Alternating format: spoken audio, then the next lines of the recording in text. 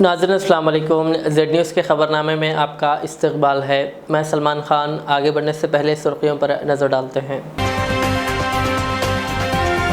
Mission Chandrayaan 3 की launching, PM Modi ने हमवतनों को दी मुबारकबाद।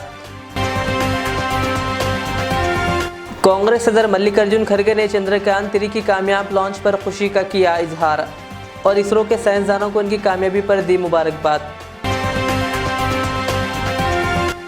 मनी लॉन्ड्रिंग केस के असल मुल्जिम ने गवर्नर तमिलिसाई के नाम मकतूब किया रवाना और केटीआर व कविता के खिलाफ लगाए संगीन इल्जामात।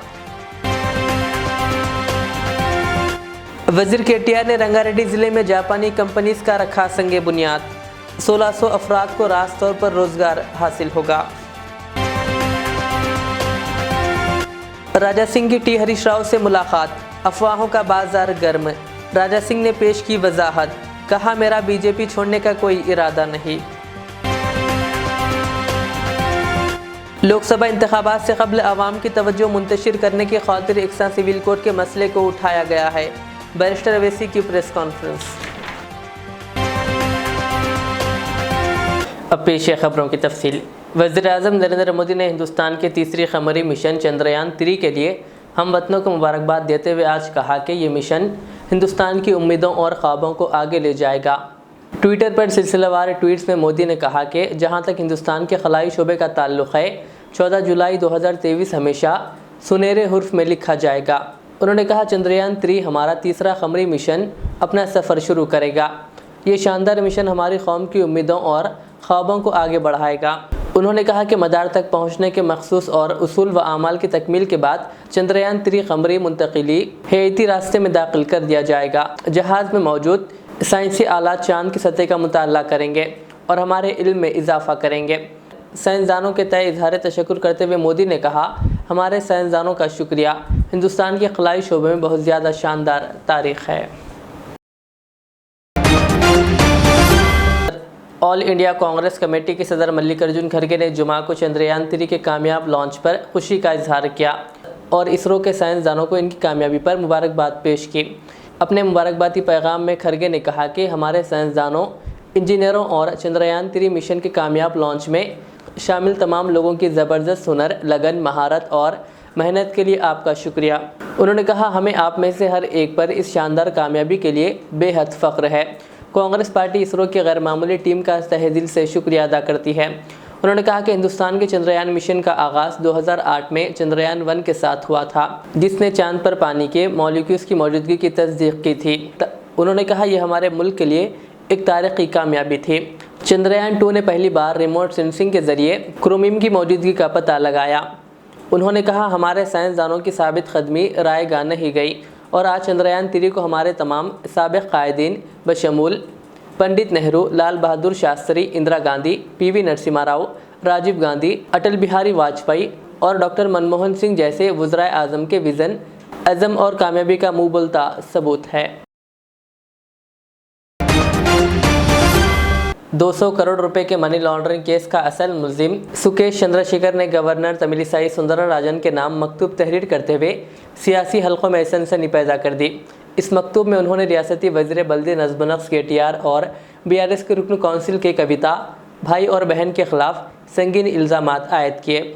अपने मकतूब में सुकेश चंद्रशेखर ने कहा कि केटीआर और कविता के हामियों की जानिब से इनके पास मौजूद सबूत हवाले करने के लिए शदीद दबाव डाला जा रहा है। उन्होंने कहा कविता के खिलाफ ईडी को हासिल सबूत हवाले करने के लिए कहा जा रहा है। उन्होंने कहा सबूत हवाले करने की सूरत में 100 करोड़ रुपए नकद, शमशाबाद में अराजी और असम्बली टिकट देने का लालच दिया जा रहा है। उन्होंने मज़ीद तहरीर किया कि तकरीबन 2000 करोड़ रुपए की रकमी लेन देन की शवाहिद के कविता के साथ हुए व्हाट्सएप चैट और रिकॉर्डिंग इनके पास मौजूद है। उन्होंने कहा मैं इन तमाम शवाहिद और सबूतों को फॉर्म 65 सर्टिफिकेट की शक्ल में इन्फोर्समेंट डायरेक्टरेट के हवाले कर दिया है। उन्होंने मज़ीद कहा कि उन्होंने कविता से 15 करोड़ रुपए लेते हुए अरविंद केजरीवाल के लोगों को हवाले किया था। उन्होंने ज़िमन में सीबीआई तहकीकात अमल में लाने तेलंगाना के गवर्नर डॉक्टर तमिलिसाई सुंदरराजन से अपील की। सोशल मीडिया पर यह खबर वायरल होने के बाद रियासती वज़ीर बल्दी नज़्म-ओ-नक्श केटीआर ने रद्द-ए-अमल ज़ाहिर किया। उन्होंने ट्वीट करते हुए कहा कि वो मुलजिम सुकेश चंद्रशेखर को नहीं जानते। उन्होंने सुकेश चंद्रशेखर की जानिब से इन पर लगाए गए इल्ज़ामात को मुज़ीक़ाए क़ैस करार दिया। उन्होंने कहा कि एक मुजरिम और धोखेबाज की जानिब से इन पर इल्ज़ामात लगाए जाना काबिल फ़हम है। KTR ने कहा कि इन्हें इल्ज़ामात से मुताल्लिक़ मीडिया के ज़रिए पता चला है। KTR ने वाज़ेह किया कि वो सुकेश को क़त्ई नहीं जानते। उन्होंने कहा इन पर इस मुजरिम की जानिब से लगाए गए बेबुनियाद इल्ज़ामात का वो क़ानूनी तौर पर जवाब देंगे। उन्होंने मीडिया को मशवरा दिया कि वो इस तरह के बेबुनियाद इल्ज़ामात को शाये करने से गुरेज करते हुए अपनी ज़िम्मेदारी का मुज़ाहरा करें। BRS के वर्किंग सदर व रियासती वज़ीर KTR ने आज रंगारेड्डी ज़िले में जापानी कंपनीज़ का संग बुनियाद रखा। KTR ने आज ज़िले रंगारेड्डी के चंदनवेली मुकाम पर डाइफुको इंटरलॉजिस्टिक इंडिया और नेकोमैक कंपनीज़ का संग बुनियाद रखा। इस मौके पर खिताब करते हुए KTR ने कहा कि तैयारी के शोबे में दुनिया भर में जापान का कोई सानी नहीं है। कहा जब भी वो जापान का दौरा करते हैं तो इन्हें कुछ नया सीखने को मिलता है। KTR ने कहा कि बराए नाम कुदरती वसाइल, पहाड़ी इलाका, रिहाइश के लिए मुनासिब अराज़ी की अदम मौजूदगी, बार बार आफात समावी से गुजरने, सुनामी और ज़लज़ले के बशमूल न्यूक्लियर हमले के बाद जापान हर सानहा के बाद कामयाबी के साथ उभरा है। उन्होंने कहा हिंदुस्तान के हर घर में जापान में तैयार करदा अशिया मौजूद है। उन्होंने कहा कि हिंदुस्तान के अवाम में जापान में तैयार करदा अशिया को गैर मामूली मकबूलियत हासिल है। जापान में काम के जज्बे को सराहते हुए KTR ने तवक्को ज़ाहिर की कि डाइफुको और नेकोमैक ने अपने अपने शोबे में सर फहरिस्त रहेंगे। उन्होंने कहा कि दोनों कंपनियों की जानिब से हिंदुस्तान में 575 करोड़ रुपए मालियाती सरमायाकारी की जा रही है, जिससे 1600 अफराद को रास्त तौर पर रोज़गार हासिल होगा। हिनी अराटा अंटे మీ గతం కంటే మీ భవిష్యత్తు బాగుంటుంది అనే ఒక విశ్వాసాన్ని కల్పిస్తూ ఎదగడం, పర్స్యూట్ ఆఫ్ ఎక్సలెన్స్ అనేది జాపనీస్ కల్చర్లో ఒక అంతర్భాగం అని చెప్పి వారు చెప్పారు. Sir in fact one of the things I believe is the success in any sphere of life, not just in industry or politics or whatever path one chooses in life. I think your success will hinge on this one simple philosophy. If you're able to give that confidence to your investors or to your people that their tomorrow is going to be better than today in your leadership, then I think you'll certainly succeed in life. My compliments to you on teaching us something truly important. And Japan is a country that I've always admired. Not now, but in fact, for a very long time, each and every time I've visited Japan, I've come back with admiration, respect, and a lot of learnings. ప్రతిసారి జపాన్కి వెళ్ళిన ప్రతిసారి ఎన్నో కొత్త అంశాలు నేర్చుకునేదానికి మనకు కనబడుతూ ఉంటాయి. బాగా నచ్చిన అంశం ఏంటంటే, మీకు అందరికీ అర్థం కావాలని తెలుగులో మాట్లాడుతున్నాను. What I really admire about Japan is the fact that this is a country that has almost negligible natural resources. You know, this is a country which is 12.7 crore people. It's a massive, about 127 million people, and very limited natural resources. BJP के रुकन assembly T Raja Singh ने रियासती वज़ीर सेहत T Harish Rao के साथ मुलाकात से मुताल्लिक़ जारी क़ियास आराइयों को ख़त्म करते हुए मुलाकात का मकसद बताया। उन्होंने कहा कि गोशामहल अस्पताल को तरक्की देते हुए 30 या 50 बेड्स के अस्पताल में तब्दील करने के लिए हरीश राव से मुलाकात व नुमाइंदगी की गई। राजा सिंह ने कहा कि वो रुकन असम्बली मुंतखब होने के बाद पहले दिन से ही गोशामहल अस्पताल की तरक्की के लिए मुसलसिल नुमाइंदगी करते आ रहे हैं। उन्होंने कहा कि अब तक उन्होंने 2 वज़रा से मुलाकात की है, अब हरीश राव तीसरे वज़ीर हैं। कहा जिनसे मैंने अपना मुतालबा दोहराया है। उन्होंने वाज़ेह किया कि वो BJP में ही बरकरार रहेंगे और अगर इनकी पार्टी से मुअत्तली बर्खास्त नहीं की गई तो वो अमली सियासत से दूरी इख्तियार कर लेंगे, मगर पार्टी तब्दील नहीं करेंगे। उन्होंने मज़ीद कहा कि हिंदुस्तान को हिंदू राष्ट्र में तब्दील करने की कोशिश जारी रखेंगे। वाज़ेह है कि राजा सिंह ने वज़ीर सेहत T हरीश राव से मुलाकात की, जिसके बाद ये मुलाकात सियासी हल्कों में मौज़ूए बहस बन गई और अफवाहों का बाजार गर्म हो गया था कि राजा सिंह अब BJP को अलविदा कहेंगे और BRS में शमूलियत इख्तियार करेंगे। दूसरी तरफ उन्होंने कहा कि उनका BJP को छोड़ने का कोई ऐसा इरादा नहीं है। यहाँ इस बात का तज़किरा भी ज़रूरी है कि साबिक़ सदर बंडी संजय ने राजा सिंह की पार्टी से मुअत्तली बर्खास्त कराने के लिए काफ़ी कोशिश की थी, मगर पार्टी हाईकमान ने इनकी बात सुनने से इनकार कर दिया था। राजा सिंह का एहसास है कि पार्टी में इनकी कोई अहमियत नहीं है और वो इस बात को लेकर काफ़ी मायूस है। आज तेलंगाना के लोकल मीडिया में एक अलग प्रकार की एक न्यूज चली है कि राजा सिंह बीआरएस जो लोकल पार्टी है उस पार्टी में ज्वाइन हो सकते बोलकर ऐसा लोकल चैनल में न्यूज चली। वो न्यूज चलने का कारण यह है कि हमारे जो हेल्थ मिनिस्टर है हरीश राव जी, उनसे मैं मुलाकात किया था क्योंकि मेरे कॉन्स्टिट्यूंसी में एक स्लम एरिया है, वहां पर एक मॉडल हॉस्पिटल बनाने के लिए उनसे मैं कई वर्षों से रिक्वेस्ट कर रहा था, मैसेजेस कर रहा था, तो उन्होंने सही प्रकार से रिस्पांस नहीं दिया और इस इश्यू को मैंने असेंबली में विधानसभा में भी रेज किया था। तो उसी इश्यू में उन्होंने आज मुझे बुलाया था कि आपका हॉस्पिटल का जो इश्यू है आ जाइए, हम लोग बैठेंगे। तो आज उनका अच्छा सा रिस्पांस आया और बहुत ही जल्द उस हॉस्पिटल का जो एस्टिमेशन है और सैंक्शन भी हम देंगे एस्टिमेशन कराकर, उन्होंने ये वादा किया। तो वहां पर लोकल मीडिया थी, लोकल पब्लिक थी, उन्होंने समझा कि राजा सिंह बीआरएस पार्टी में ज्वाइन होने के लिए हरीश राव मिनिस्टर से मिल रहा है। तो मैं उन तमाम इलेक्ट्रॉनिक मीडिया भाई बंधुओं को एवं जनता को कहना चाहूंगा कि मेरे रग रग में, मेरे खून की हर बूंद में भगवा है और बीजेपी है। बीजेपी को मैं मरते दम तक छोड़ नहीं सकता क्योंकि मोदी जी, योगी जी, अमित शाह जी, नड्डा जी आज भारत का एक नया निर्माण कर रहे हैं। 2014 से पहले के भारत को देखिए और 2014 के बाद का भारत देखिए, बहुत अच्छा विकास है और इतनी अच्छी पार्टी को छोड़कर मैं दूसरी पार्टी में जा नहीं सकता। हाँ, अगर मेरे ऊपर से अगर सस्पेंशन नहीं हटता है तो कुछ वर्षों तक मैं पार्टी को, राजनीति को बाजू रखकर हिंदू राष्ट्र के लिए मैं कार्य करने के लिए आगे बढ़ूंगा, लेकिन बीजेपी छोड़कर मैं दूसरी पार्टी नहीं जाऊंगा।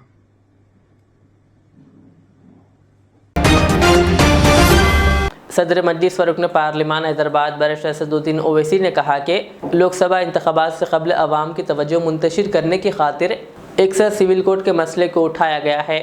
वो पार्टी हेडक्वार्टर दारुस्सलाम हैदराबाद ने प्रेस कॉन्फ्रेंस से खिताब करते हुए इन ख्यालात का इजहार किया। बैरिस्टर ओवैसी ने कहा कि लॉ कमीशन को पार्टी ने अपने मौक़िफ़ से वाकिफ़ करवाते हुए मकतूब रवाना किया है। Telangana Urdu working journalist federation के सदर एम.ए. माजिद की हिदायत पर भैंसा division Telangana Urdu working journalist federation के एक वफ्द ने अकबर खान ज़िला निर्मल जनरल सेक्रेटरी की क़ियादत में मुकामी रुकन असम्बली जी विठल रेड्डी व ज़िला बीआरएस सदर भैंसा एएमसी चेयरमैन राजेश बाबू, भैंसा रेवेन्यू डिवीज़न दफ्तर एओ और भैंसा तहसीलदार चंद्रशेखर रेड्डी से अलहदा मुलाकात करते हुए यूनियन की जानिब से 10 मुतालबात पर मुश्तमिल वज़ीर आला KCR के नाम मौसूम एक तहरीर याददाश्त पेश की। इस वक्त में अकबर खान, सैयद मोहम्मद पाशा, मोहम्मद कलीमुद्दीन खालिद, शफ़ीउल्लाह खान बाबा, सैयद जावेद साहिल, अज़हर अहमद खान, आरिफ खान, मोहम्मद रब्बानी, सैयद सरफराज, मोहम्मद शकील, शेख अहमद, महेश व दीगर सहाफ़ी शरीक थे।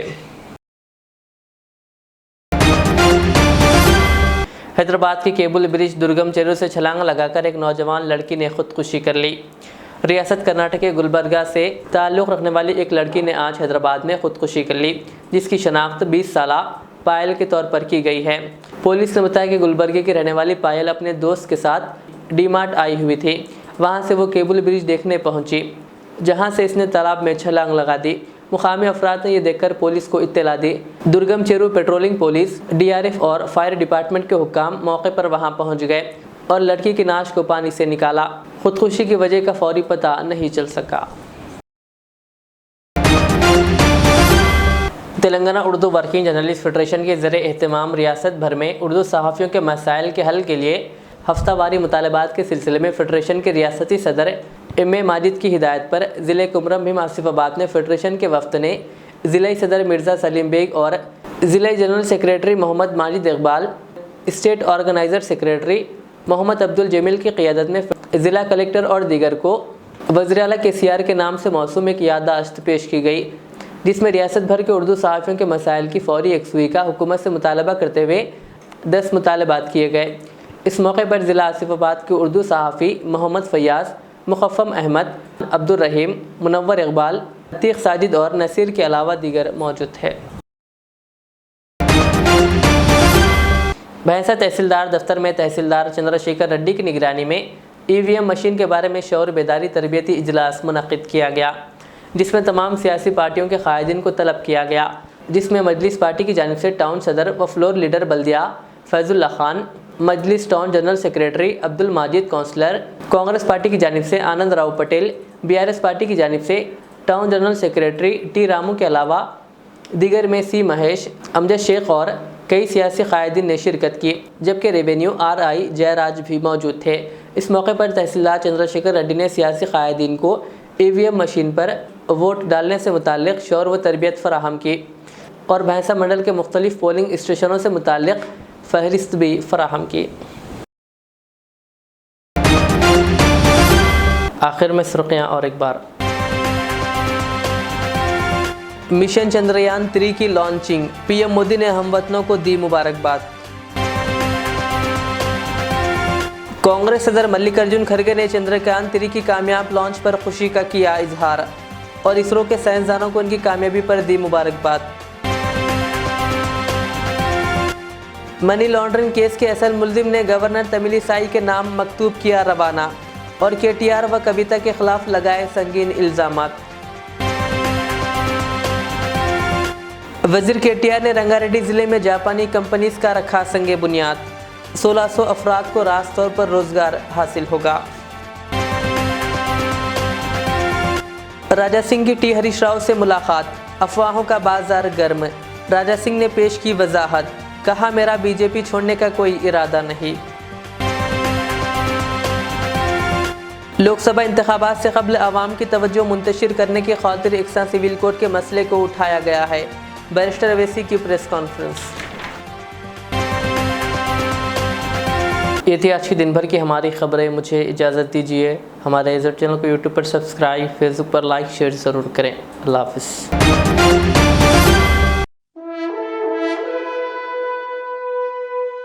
अल्हम्दुलिल्लाह, अपने मुक़द्दस नाम की तरह हर दुल्हा दुल्हन की हयात नौ के आगाज का बावखार नाम HKGN फर्नीचर्स। जी हाँ, HKGN फर्नीचर्स NRIs कारनशीन फैमिलीज के लिए दीदाजेब, शानदार, शाहकार, मजबूत और पायदार, दिलकश और दिलनशीं शादी के फर्नीचर का सबसे बड़ा शोरूम अब Shastripuram king colony main road के पुरसुकून माहौल में। पसंद फरमाइए आपकी शहजादी के लिए खूबसूरत जहेज का मुकम्मल फर्नीचर सिर्फ 29,999 रुपए में। जी हाँ, 29,999 रुपीज। जी हाँ, फख्र हिंदुस्तान सदर मोहतरम बैरिस्टर असदुद्दीन अवैसी साहब के मकान के बिल्कुल करीब आपका अपना HKGN फर्नीचर्स। 9618650827।